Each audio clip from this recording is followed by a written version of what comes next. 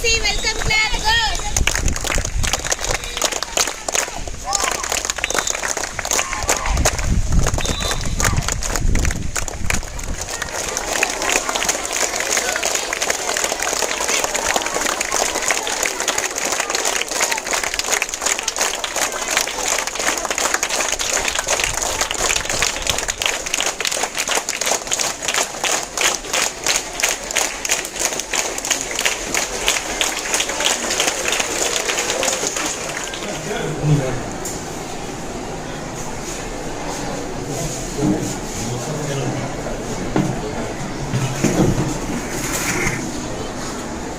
This is tea ready, sir.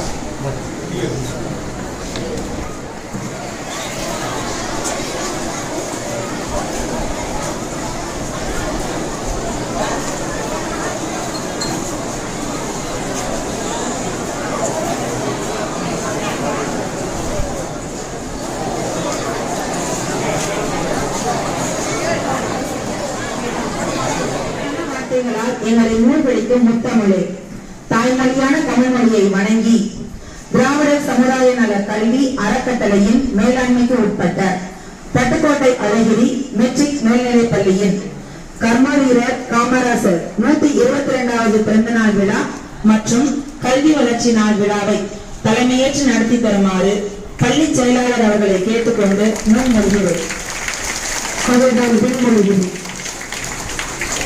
நிகழ்ச்சியின் தொடக்கமாக வரவேற்புரை நிகழ்த்த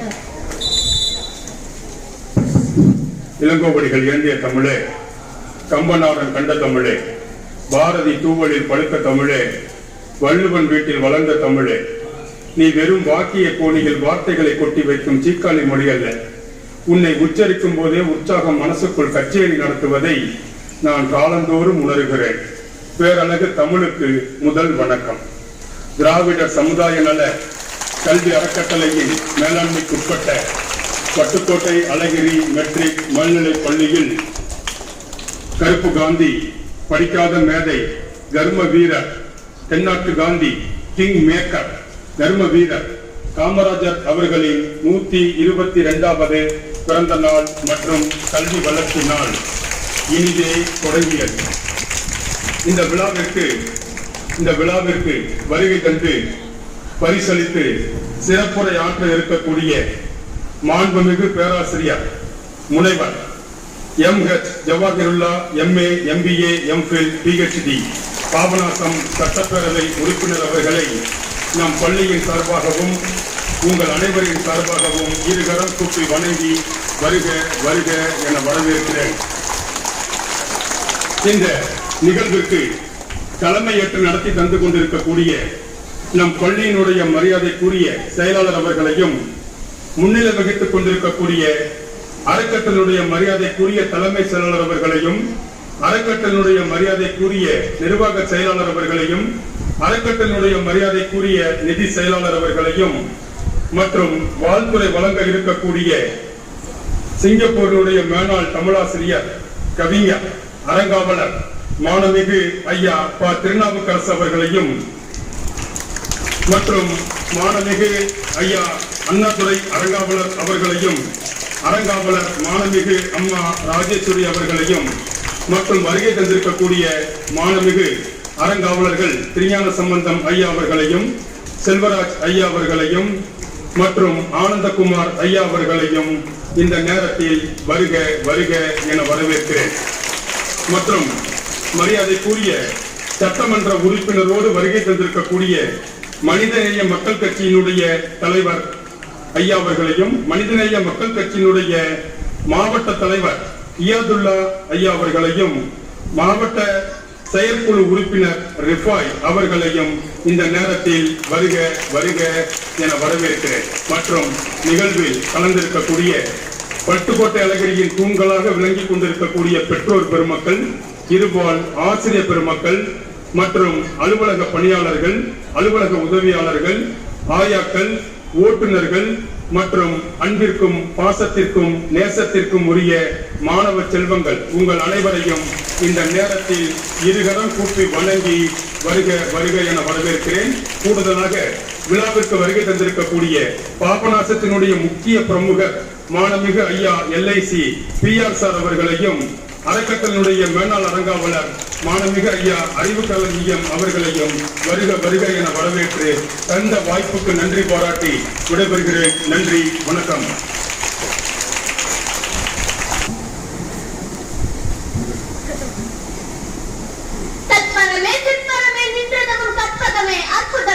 செல்வ பெருக்கே செந்தேனே கடலே கனி அமுதே கண்ணே கட்டி பேசும் பொண்ணே கட்டி வைத்த முத்தே முத்து ரத்தினமே சிறந்தமணி பொக்கிஷமே கல்வி களஞ்சியமே கண்ணே பராப்பரமே கட்டி கரும்பே கருப்பட்டி இனிப்பே செந்தமிழே உயிரன் அறிந்தேனே தன்னை விட உயர்த்து நிற்க வைக்க எங்களை தவணையில் ஆள வைக்க எங்களுக்காக முழு மூச்சாய் உழைக்கும் ஆசிரியர் பெருமக்களே அவையோரே பெரியவரை நாளைய வரலாறு இன்றைய மாணவரை உங்கள் அத்தனை பேரையும் சேர்ந்து வணங்கி பேசப் போகிறேன். தலைப்பில் இறங்கி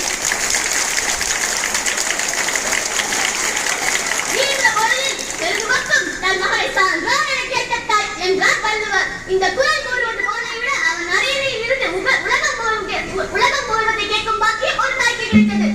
சாம்பராசனை ஈன்றெடுத்த சிவகாமி அம்மா தான் இத்தகைய பெருமைகளை பெற்ற தூய தாய்.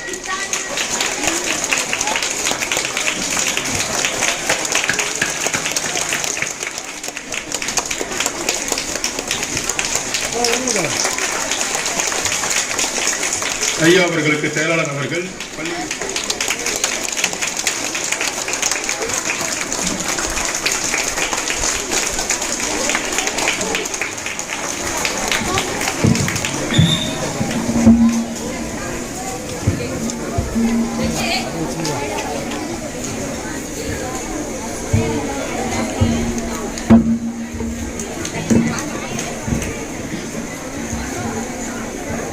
பட்டுக்கோட்டை அழகிரி மெட்ரிக் மேல்நிலைப் பள்ளியிலே நடைபெற்றுக் கொண்டிருக்கின்ற கர்ம வீரர் காமராசர் அவர்களுடைய 122வது பிறந்த நாள் விழா மற்றும் கல்வி வளர்ச்சி நாள் விழாவினுடைய தலைவர், பள்ளியின் செயலாளர் மாண்புமிகு வரதராஜன் அவர்களே, இந்த நிகழ்விலே வரவேற்புரை ஆற்றியிருக்கின்ற இந்த பள்ளியினுடைய ஆற்றல் மிகுந்த முதல்வர் தீபக் அவர்களே, முன்னிலை வைத்துக் கொண்டிருக்கின்ற அறக்கட்டளையினுடைய தலைமைச் செயலாளர் மாண்புமிகு சகோதரர் கலியமூர்த்தி அவர்களே, அறக்கட்டளையினுடைய நிர்வாக செயலாளர் மாண்புமிகு சகோதரர் கைலாசம் அவர்களே, அறக்கட்டளையினுடைய நிதி செயலாளர் மாண்புமிகு திருமதி பொம்மி அவர்களே, சிறப்பான வாழ்த்துறை வழங்கி அமர்ந்திருக்கின்ற இந்த பள்ளிக்கூடத்தினுடைய அறங்காவலர்கள் மாண்புமிகு திருநாவுக்கரசு அவர்களே, மாண்புமிகு தங்க பூவானந்தம் அவர்களே, மாண்புமிகு அண்ணாதுரை அவர்களே, மாண்புமிகு திருமதி ராஜேஸ்வரி அவர்களே, நன்றி உரையாற்றவிருக்கின்ற பள்ளிக்கூடத்தினுடைய துணை முதல்வர் சகோதரி சித்ரா அவர்களே, இந்த நிகழ்விலே என்னுடன் பங்கு கொண்டிருக்கின்ற மனிதநேய மக்கள் கட்சியினுடைய மாவட்ட தலைவர் ஹிஃபாயத்துல்லா அவர்களே, இப்பள்ளிக்கூடத்தின் ஆசிரியர் பெருமக்களே, மாணவ செல்வங்களே, உங்கள் அனைவர் மீதும் இறைவனின் பேரருள் பொழியப்படட்டும் என்று பிரார்த்தித்து தொடங்குகின்றேன். அஞ்சா நெஞ்சன் தளபதி என்றெல்லாம் சிறப்பித்து அழைக்கப்படக்கூடிய பட்டுக்கோட்டை அழகி அவர்களுடைய பெயரிலே உருவாக்கப்பட்டிருக்கின்ற இந்த பள்ளிக்கூடத்தில் இந்த சிறப்புக்குரிய நிகழ்ச்சிக்கு அழைக்கப்பட்டு உரையாற்றக்கூடிய ஒரு வாய்ப்பை தந்தமைக்காக முதலில் என் நன்றியை தெரிவித்துக் கொள்கின்றேன். பட்டுக்கோட்டை அழகிரி அவர்கள் ஒரு சிறப்பான நெஞ்சுறுதி மிகுந்த, உள்ளதை உள்ளதென்று எல்லா அரங்கிலும் எடுத்து சொல்லக்கூடிய ஆற்றல் மிகுந்த தளபதியாக விளங்கினார்.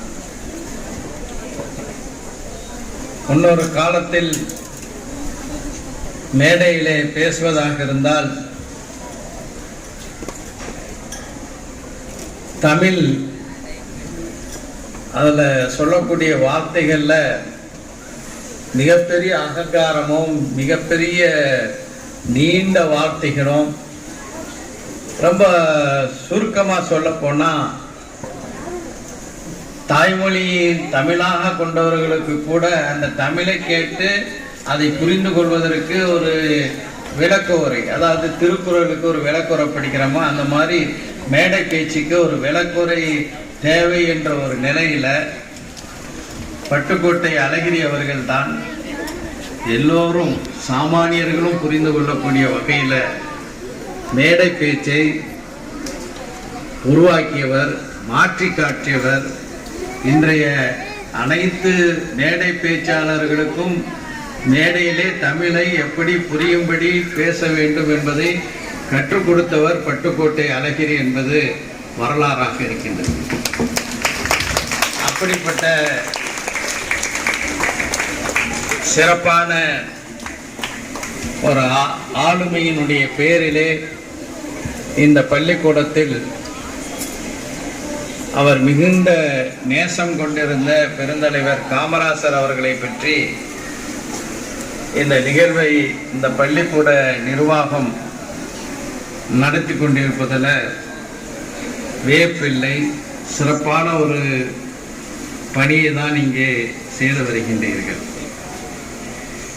எனக்கு முன்னர் உரையாற்றிய மாணவிகள் மாணவர்களிலிருந்து தொடங்கி அனைவரும் பெருந்தலைவர் காமராசர் அவர்களுடைய சிறப்புகளை பற்றியெல்லாம் வெகுவாக சிறப்பாக எடுத்துரைத்து விட்டீர்கள். பெருந்தலைவர் காமராசர் அவர்களுடைய வாழ்க்கை நிச்சயமாக ஒவ்வொரு மாணவரும் படிக்க வேண்டும். ஏன் படிக்க வேண்டும் என்றால், ஒரு மிகப்பெரிய மிட்டா மிராசுதார், அதாவது மிக செல்வம் நிறைந்த ஒரு குடும்பத்தில் பிறந்தவர் அல்ல காமராசர். எனக்கு முன்னர் உரையாற்றிய அரங்காவலர் அவர்கள் குறிப்பிட்டது போல, இளம் வயதிலேயே அவர் தன்னுடைய தந்தையை இழந்து விடுகிறார். அதற்கு பிறகு 6ஆம் வகுப்பு வரைதான் படிக்கக்கூடிய ஒரு சூழல். குடும்பத்தில் வறுமை இருந்ததின் காரணமாக அவர்களுடைய அம்மா தன்னுடைய சகோதரன், அதாவது காமராசர் அவர்களுடைய தாய்மாமா நடத்திய துணிக்கடைக்கு வேலைக்கு அனுப்புகின்றார்.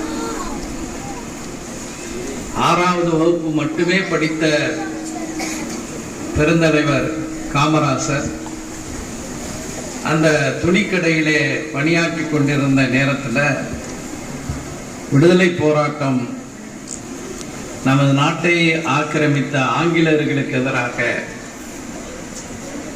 தீவிரமாக நடைபெற்று கொண்டிருக்கிறது. அந்த போராட்டத்தினுடைய செய்திகளை எல்லாம் அவர் அறிகிறார். குறிப்பாக சத்தியமூர்த்தி என்ற விடுதலை போராட்ட வீரர் ஒரு சிறப்பான பேச்சாளராக அறியப்பட்டவர். அவருடைய உரைகளால் கவரப்பட்டு விடுதலை போராட்டத்தில் தன்னையும் ஈடுபடுத்திக் கொள்கிறார். விடுதலை போராட்டத்தில் காமராசர் என்று தனியாக நாம் நீண்ட நேரம் உரையாற்றலாம். மிக சுருக்கமாக சொல்ல வேண்டும் என்றால், ஆங்கிலேயர்களுக்கு எதிராக நடைபெற்ற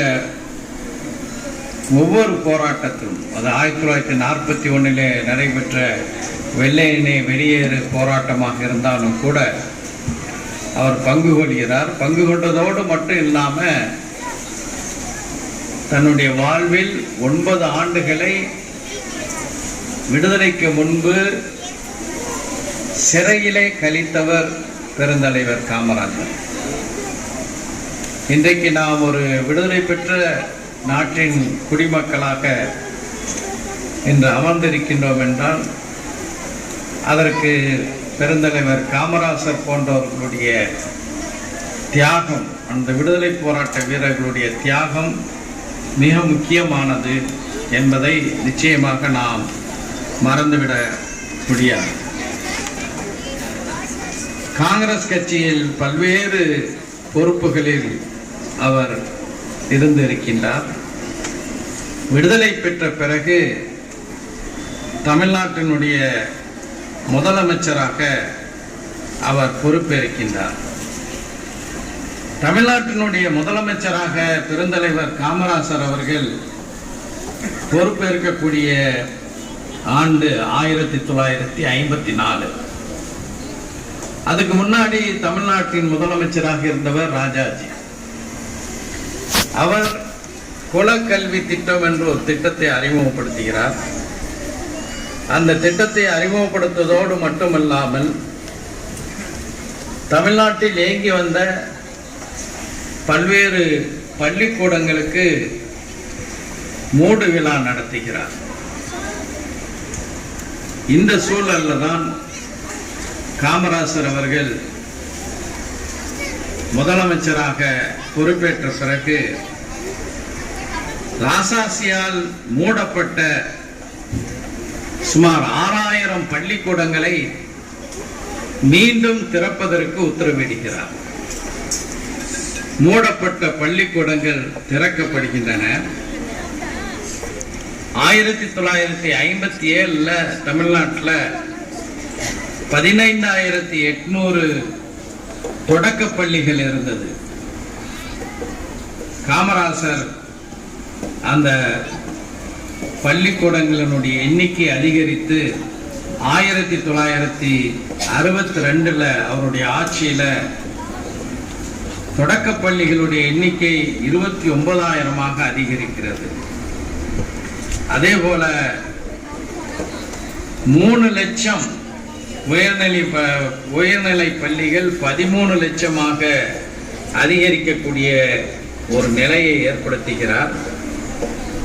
இந்த தொடக்க பள்ளியில படிக்கக்கூடிய மாணவர்களுடைய எண்ணிக்கை 16 லட்சத்திலிருந்து 48 லட்சமாக உயர்கிறது. ஆக பள்ளிக்கூடங்களை திறந்தார். பள்ளிக்கூடங்களை திறந்ததோடு மட்டும் இல்லாம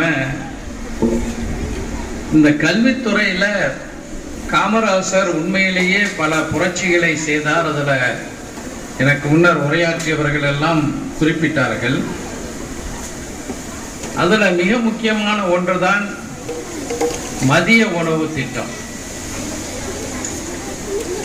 மாணவர்களுடைய வருகை பள்ளிக்கூடத்திற்கு அதிகரிக்க வேண்டும். வீட்டில் இருந்தால் வீட்டில் இருக்கக்கூடியவர்கள் வேலைக்கு அனுப்பினால்தான் உணவு என்ற நிலையை மாற்றி பள்ளிக்கூடத்துக்கு வந்தாலும் மதிய உணவு கிடைக்கும் என்கின்ற நிலையை பெருந்தலைவர் காமராஜர் அவர்கள் உருவாக்கினார்கள்.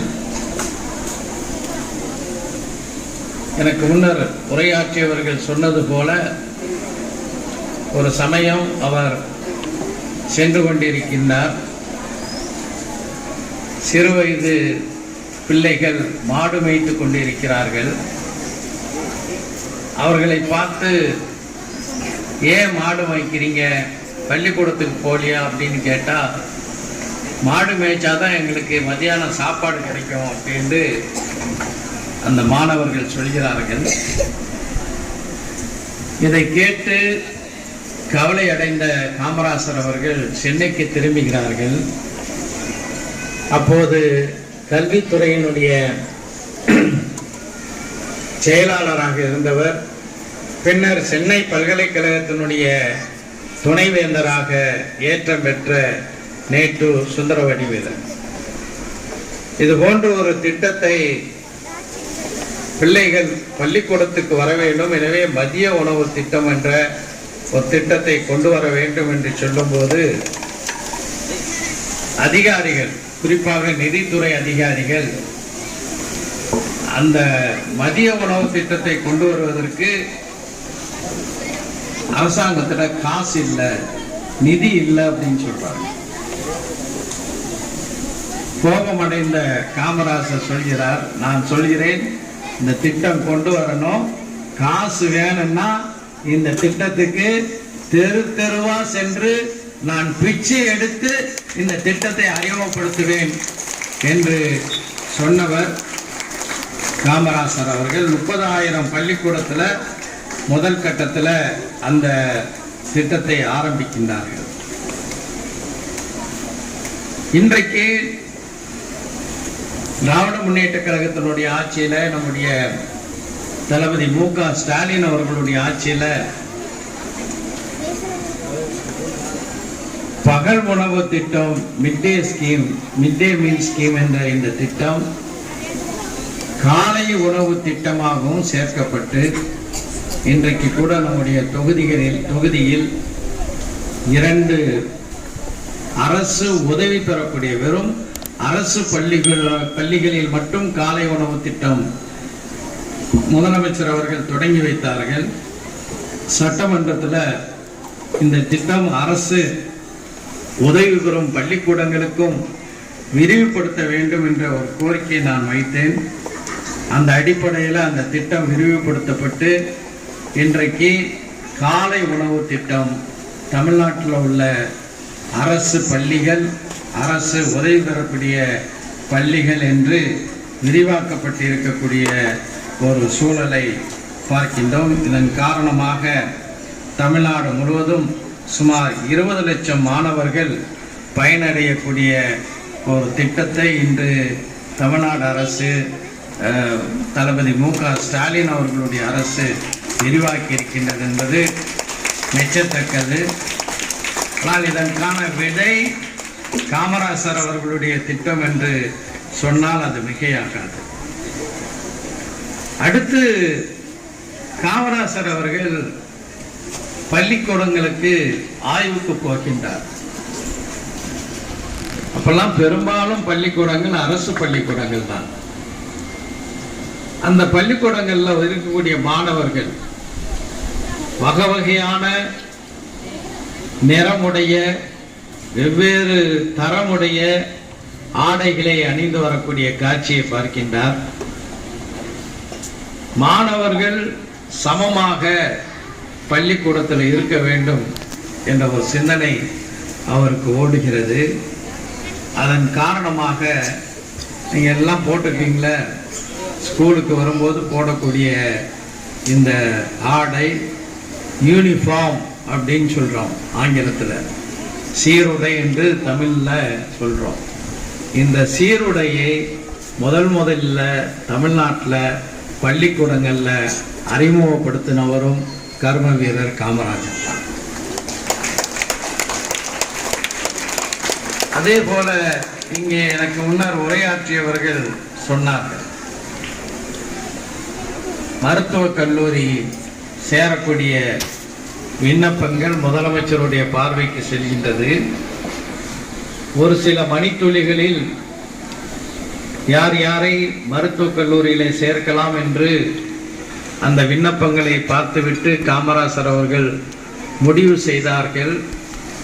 இதுக்கு என்ன காரணம், இவ்வளவு சீக்கிரமா அதை முடிச்சிட்டீங்களேன்னு சொல்லும்போது காமராசர் அவர்கள் சொன்னது, அந்த விண்ணப்பத்தில் அவங்க பெற்றோர் கையெழுத்திட்டு இருக்கிறார்களா, கை நாட்டு வைத்திருக்கிறார்களா என்பதை பார்த்து யாரெல்லாம் எந்த விண்ணப்பத்திலாம் கை நாட்டு இருந்துச்சோ அவர்களுக்கெல்லாம் நான் அட்மிஷன் செலெக்ஷன் பண்ணிட்டேன் அப்படின்னு காமராசர் சொன்னதை இங்கே குறிப்பிட்டார்கள். ஆம், காமராசர் அவர்கள் அடுத்த தலைமுறை, அதாவது இதுவரைக்கும் இருந்த தலைமுறை எழுத படிக்க தெரியாதவர்களாக இருந்தால் அந்த குடும்பத்தை சார்ந்தவர்கள் அடுத்த நிலையிலே முன்னேற வேண்டும் என்பதற்காக வேண்டி ஃபர்ஸ்ட் கிராஜுவேட் என்று சொல்லக்கூடிய அந்த குடும்பத்தின் முதல் பட்டதாரிக்கு பல்வேறு வகையான சலுகைகளை முதல்ல தமிழ்நாட்டில் அறிவிச்சவரும் பெருந்தலைவர் காமராசர் தான்.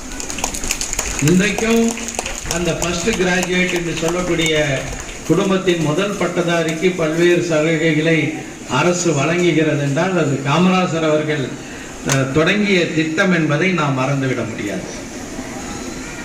அடுத்து இன்னொரு மிக முக்கியமான ஒன்று என்னவென்றால், கட்டணம் இல்லாமல் 11வது வகுப்பு வரை, அதுக்கு ஒரு தான் +2லாம் வருது, அப்போ 11 வகுப்பு வரைக்கும்னா 11வது வகுப்பு வரை கட்டணம் இல்லாமல் படிக்கக்கூடிய அனைவர்களுக்கும் இலவச கல்வி என்று அறிவித்து அந்த திட்டத்தையும் அறிமுகப்படுத்தியவர் காமராசர் அவர்கள். இப்படியாக காமராசர் அவர்கள் 6ஆம் வகுப்பு வரைதான் படித்தார். அவருடைய கால்கள் படிப்பதற்காக உயர்நிலை பள்ளிக்கு சென்றதில்லை. அவருடைய கால்கள் படிப்பதற்காக எந்த கல்லூரியினுடைய வாசலுக்கு அருகிலும் சென்றதில்லை. படிப்பதற்காக எந்த பல்கலைக்கழகத்தின் நிழலில் கூட அவர் நின்றதில்லை. ஆனாலும் கூட ஆயிரக்கணக்கான பட்டதாரிகளை, மேல்நிலை பட்டதாரிகளை, முனைவர்களை உருவாக்கிய மிகப்பெரிய சிறப்பு பெருந்தலைவர் காமராசர் அவர்களுடைய கல்வி திட்டத்தினால் தமிழ்நாட்டுக்கு கிடைத்தது என்று நான் சொன்னால் அது மிகையாகாது. காமராசர் அவர்களுடைய பணிகளை மிக ரத்தின சுருக்கமாக சொல்ல வேண்டும் என்றால், he had a head to think, சிந்திக்கக்கூடிய மூளை அவருக்கு இருந்தது.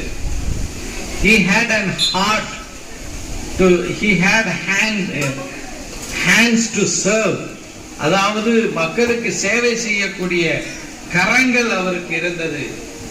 he had an heart to feel good, to be compassionate, மற்றவர்கள் மீது கருணை காட்டக்கூடிய இதயம் அவர்களுக்கு இருந்தது. காமராசர் அவர்களை பற்றி இன்னும் சிறப்பாக சொல்லிக்கொண்டே போகலாம். இதன் காரணமாக தான் நீங்க பார்த்தீங்கன்னா கல்வி வளர்ச்சி தினம் என்று இந்த நாளை கொண்டாடுகிறோம். இந்த கல்வி வளர்ச்சி தினம் காமராசருடைய பிறந்த நாள்ல இந்த ஜூலை 15 தமிழ்நாடு முழுவதும் எல்லா பள்ளிக்கூடங்களிலும் கடைபிடிக்கப்படுகிறது. இந்த நிலையை, இந்த அறிவிப்பை செய்தது காமராசர் எந்த கட்சியில் இருந்தாரோ அந்த காங்கிரஸ் கட்சி அல்ல. இதை செய்தது திராவிட முன்னேற்ற கழகம். எந்த திராவிட முன்னேற்ற கழகம் என்றால் 1967 அது வரைக்கும் தமிழ்நாட்டில் காங்கிரஸ் ஆட்சி தான். அந்த தேர்தலில் திமுக வெற்றி பெற்று ஆட்சியை கைப்பற்றுகிறது. அந்த திமுக தான் காமராசர் அவர்களுடைய பிறந்த தினத்தை கல்வி வளர்ச்சி தினமாக அறிவித்திருக்கிறது. அதே காமராசர் அவர்களுடைய பிறந்த தினத்துல தான் இன்றைக்கு நம்முடைய தமிழ்நாட்டினுடைய முதலமைச்சர் தளபதி மு.க. ஸ்டாலின் அவர்கள் இந்த காலை உணவு திட்டத்தை விரிவாக்கி அது அரசு உதவி பெறக்கூடிய பள்ளிக்கூடங்களுக்கும் சேரும் அப்படின்னு சொல்லியிருக்கிறார். இவ்வளவும் ஏன் செய்யப்படுகிறது? இன்றைக்கு வட இந்தியாவில் இருக்கக்கூடிய மாநிலங்களோடு ஒப்பிடும்போது தமிழ்நாடு உயர்ந்து நிற்கின்றது. அதற்கு காரணம் தமிழ்நாடு கல்வியில முன்னேறி இருக்கின்றது. வெறும் பள்ளிக்கூடங்கள் மட்டுமல்ல, சென்னையில உலக புகழ்பெற்ற IIT, Indian institute of technology, இந்திய தொழில்நுட்ப கல்வியகம் இருக்கின்றது. தலை சிறந்த ஒரு உயர் அறிவியல் பொறியியல் கல்விக்கூடம். அது தமிழ்நாட்டில் வந்ததற்கும் காரணம் பெருந்தலைவர் காமராஜர் என்பதை நாம் மறந்துவிட முடியாது. இப்படியான ஒரு சிறப்புகளை பெற்றிருக்கின்ற தமிழ்நாட்டில் உங்களுடைய பொறுப்பு என்ன என்பதுதான் மிக முக்கியமான ஒன்று. நீங்கள் எல்லாம் இந்த ஒரு சிறப்பான மெட்ரிகுலேஷன் பள்ளிக்கூடத்தில் படிக்கின்றீர்கள். உங்களுக்கு காமராசர் அவர்களை போன்று இளம் வயதில் வறுமையின் காரணமாக வேலைக்கு செல்லக்கூடிய ஒரு நிலையில இல்லை. இறைவனுடைய அருளால் நல்ல ஒரு வளமான குடும்பத்தில் வளர்ந்து கல்வியை கற்கின்றீர்கள். இப்படியான ஒரு நிலையில உங்களிடமிருந்து இந்த சமூகம் என்ன எதிர்பார்க்கின்றது என்றால், நீங்கள் தலை சிறந்த அறிவியலாளர்களாக, தலை சிறந்த கல்வியாளர்களாக நீங்கள் உருவாக வேண்டும் என்பதுதான் எங்கள் அனைவர்களுடைய எதிர்பார்ப்பு. மிசைல் மேன் ஆஃப் இந்தியா அப்படின்னு யாரை சொல்றோம்? ஏபிஜே அப்துல் கலாம். அவர் எங்கே பிறந்தார் என்றால் ராமேஸ்வரம் தீவில பிறந்தார். ராமேஸ்வரம் தீவில ஒரு சாதாரண மீனவர் குடும்பத்திலே பிறந்தார். நான் முன்பு ராமநாதபுரம் எம்எல்ஏவாக இருந்தேன். ராமேஸ்வரங்கிறது தீவு, ராமநாதபுரங்கிறது மெயின்லேண்ட்ல இருக்கு. இந்த மெயின்லேண்ட்லேருந்து ராமேஸ்வரத்தை இணைக்கிறதுக்கு ஒரு பாலம் இருக்கின்றது, பாம்பன் ரயில் பாலம். இந்த ரயில் பாலத்தை ஆங்கிலேயர் போட்டாங்க. அந்த பாலம் கட்டி முடித்து செயல்பாட்டுக்கு 100 ஆண்டுகளை கொண்டாடக்கூடிய வகையில் ஒரு சிறப்பு ரயில் மண்டபத்திலிருந்து பாம்பன் வரை இயக்கப்பட்டது. அந்த ரயிலில் நான் ஏபிஜே அப்துல் கலாம் அவர்களுடன் சேர்ந்து பயணித்தேன். சேர்ந்து பயணிக்கும் போது அவர் சொன்னார், இதுதான் முக்கியம்.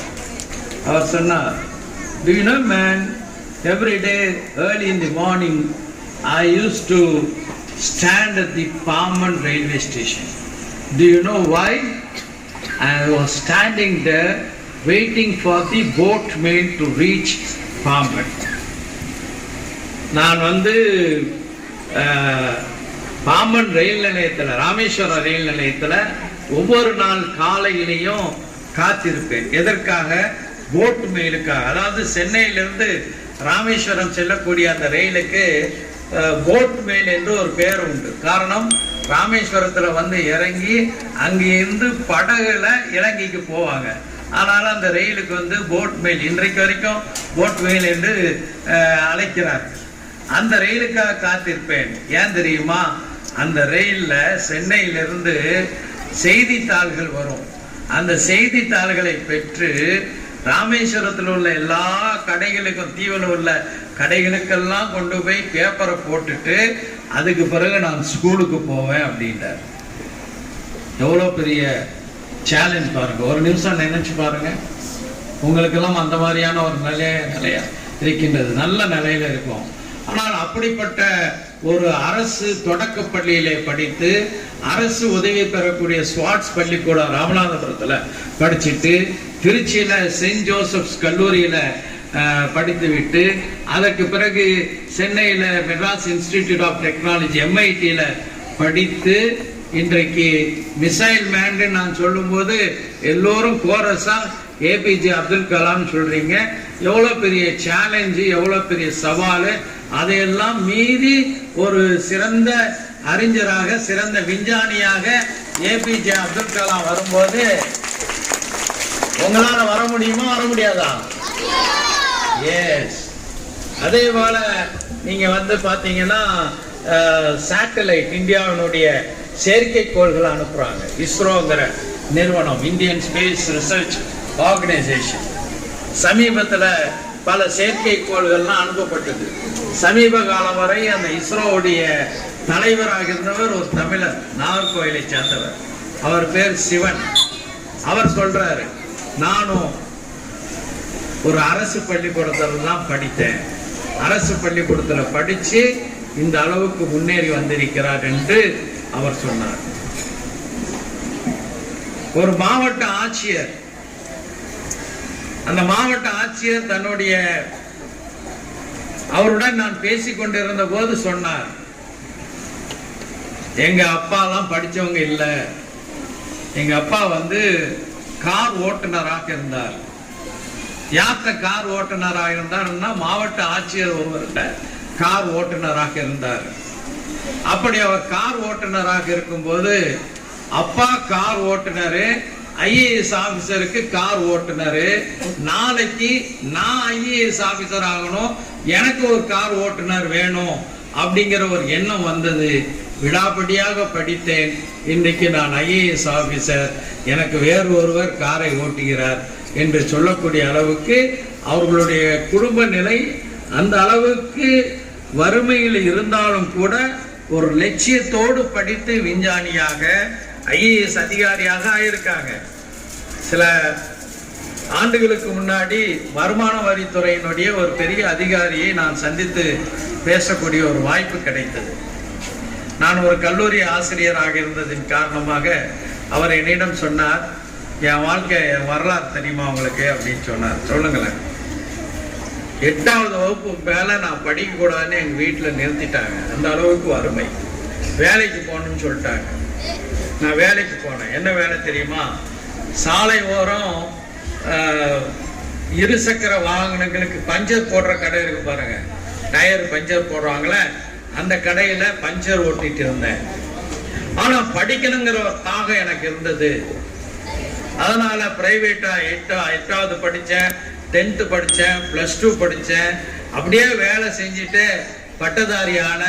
அதுக்கு பிறகு நான் சிவில் சர்வீஸில் எழுதி இந்த IRS என்று சொல்லக்கூடிய இந்தியன் ரெவன்யூ சர்வீஸில் நான் தேர்ச்சி பெற்று இன்னைக்கு உங்களுக்கு முன்னால் ஒரு பெரிய வருமான வரித்துறை அதிகாரியாக இருக்கின்றேன் என்று சொன்னார். அவருடைய பேர் நந்தகுமார். ஆக